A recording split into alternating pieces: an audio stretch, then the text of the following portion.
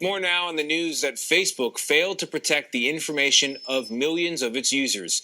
A former Cambridge Analytica research director sounded the alarm on the harvesting of information from millions of Facebook users without their permission.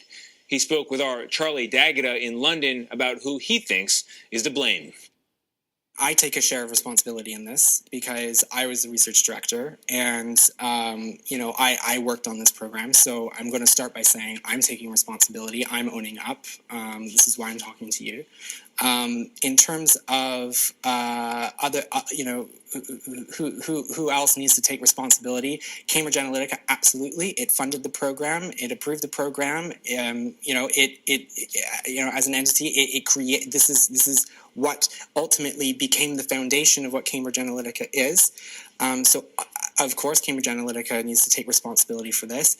Facebook, I last week offered to help Facebook and work with Facebook, and their lawyers confirmed that they wanted to work in a collaborative manner. When all of this came out, I then got banned. They decided that actually the whistleblower is the person that they want to apparently go after, and they, deleted my existence off of Facebook and Instagram because apparently, me going on Instagram and looking at curated pictures of avocado toast is somehow a threat to their user community. They shut you down. They shut me down, and this was after I had spoken and my lawyers had spoken with them, and we agreed that we were going to collaborate on this issue, in a cooperative manner.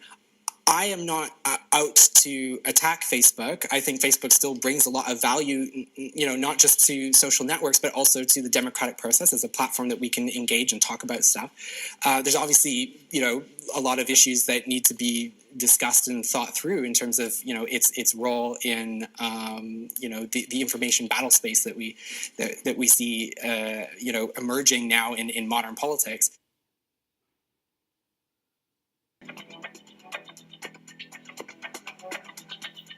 Facebook is under fire from lawmakers after reports that they did nothing to protect the information of millions of their users. This stems from revelations. The data firm Cambridge Analytica was able to access the private information of 50 million Facebook users without their permission.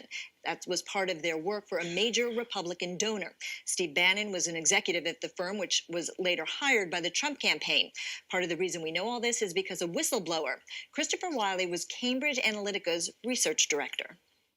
What I do know is that Cambridge Analytica was meeting with Corey Lewandowski in 2015 before Trump had even announced, and offering the services that I'm talking about right now. And and that's what I wanted to get to. Can you explain, because you were one of the founders of this research, Can you explain how it would be used? I think you've even used the term weaponized data. How? What would it be used to do?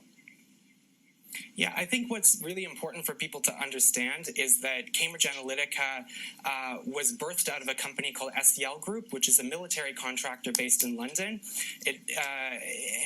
This data was used to create profiling algorithms that would allow us to explore mental vulnerabilities of people, and then map out ways to inject information into different streams or channels of content online, so that people started to see things all over the place that may or may not have been true. This is a company that really took fake news to the next level by powering it with algorithms. And joining me now on set is Dan Patterson. He's a senior writer for Tech Republic. And basically, listening to Christopher Weil, what he's saying is this company was able to go in, identify personalities of American voters that could then be manipulated. And this is what we're talking about. But that data, your data, my data, all of that came from Facebook. Everybody is wondering, well, how could Cambridge Analytica do this? But Facebook essentially gave these researchers, this company, the keys to the kingdom. Well, Facebook gives every advertiser the keys to a kingdom.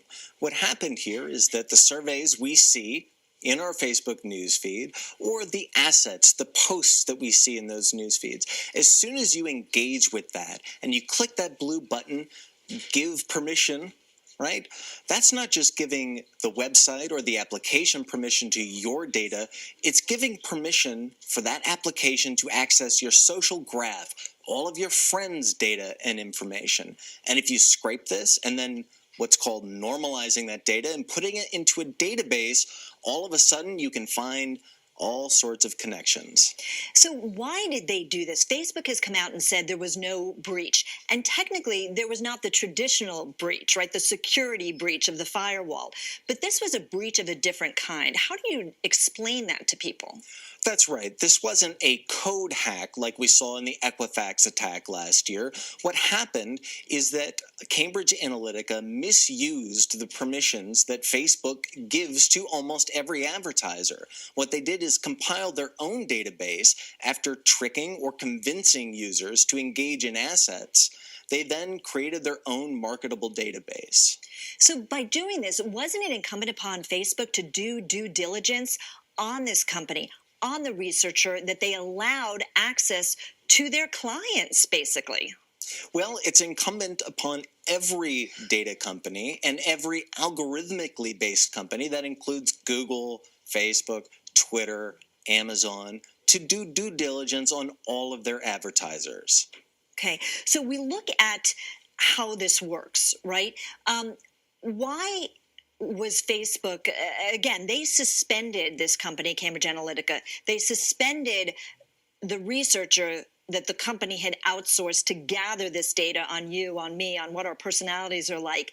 They've suspended it, but they knew about this 2 years ago. Why did they not step forward and do something about this? Well, we'd have to ask Facebook why they didn't step forward and do something about this. But again, it is incumbent upon us to make sure that what we're putting into social networks and other algorithmically based cloud sites is safe and secure and is not information that we might want to be exposed. We've been told this time and time again.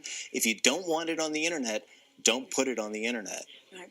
Now, Mark Zuckerberg has come out and defended Facebook, saying that this was not a breach of information.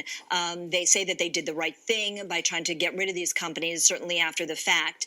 But when we look at the totality of all of this, Facebook says it is not a media company. And yet everything it does is essentially controlling the media that we get every single day on those news feeds. Why?